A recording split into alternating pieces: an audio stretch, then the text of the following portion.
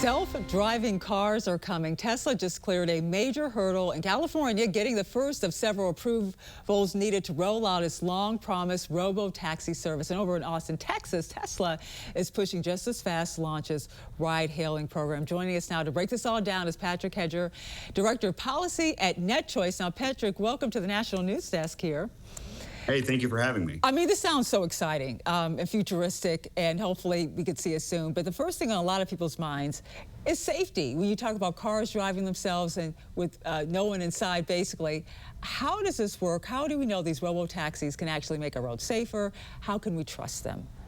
Yeah, so I've got good news for people that the proof is in the pudding. Waymo is another self-driving technology company, and they have over 7 million miles of real-world data. And so far, what we've seen is that we have an 85% reduction in injury-related crashes and a 57% reduction in police-involved incidents. So it's really, really exciting. And if you compare that to the numbers that we see in terms of crashes and fatalities and injuries on the road, we are talking about saving tens of thousands of lives with this type of technology if it's deployed nationwide. Well, you talk about Elon Musk told investors Tesla plans to roll out some of these self-driving rides as early as June, I believe. Is that the case?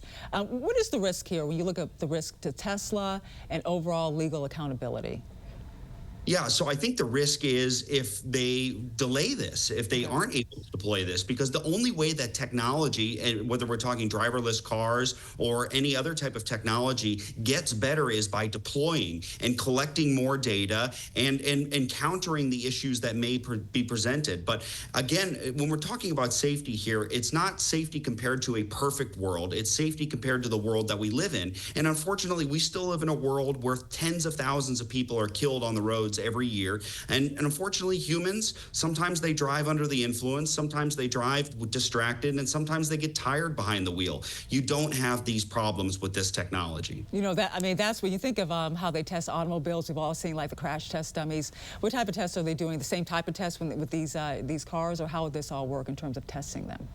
Oh, yeah, certainly. These cars still have to meet the standards of any other vehicle on the road. Now, another layer to this, of course, is competition when it comes to China, from EVs to AI. It's a tech race. Could these robo-taxis help us in some ways stay ahead when it comes to innovation, entrepreneurship? Yes, absolutely. So one area where America is still ahead of China is in AI. And this is very much so in AI technology as well. But one area where China is ahead is actually in robotics. So this is a great way for the United States to catch up to China by having a real world enterprise type of robotic technology. And that's going to have downstream effects to different types of robotic technology as well. And let's just talk about also regulation and when we could see this. I mean, we first want to know when we can actually maybe be inside one of these cars, these self-driving cars. What is the timeline right now? Different cities.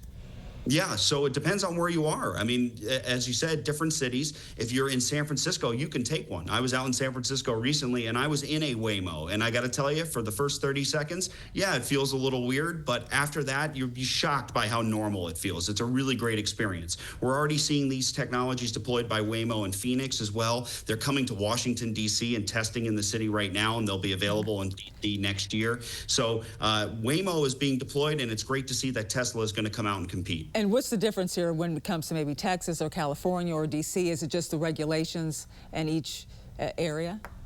Yeah, certainly. There are regulations that are also related to what we're seeing. This technology is being deployed in the ride-sharing economy or the taxi economy. So there are different state and local regulations there. But it's really important that we clear these regulatory hurdles and make sure that we maybe have some sort of national standard related to things like data privacy, which is really important for this type of technology. But having a patchwork of regulation from state to state is only going to delay this technology. And as I said earlier, the only way this technology gets better is by deploying and scaling and having more data to make it safer. Well, it's going to cost more, you think, to get in one of these cars? Instead of like calling Uber, you have a selfless driving car.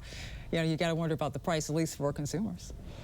Yeah, so at least in my experience, there's price parity, if not a little bit cheaper. And again, as the technology continues to deploy and scale, you'll see economies of scale and efficiencies that will allow it to be much cheaper. And this technology also may eliminate the need for you to ever own a car in the future.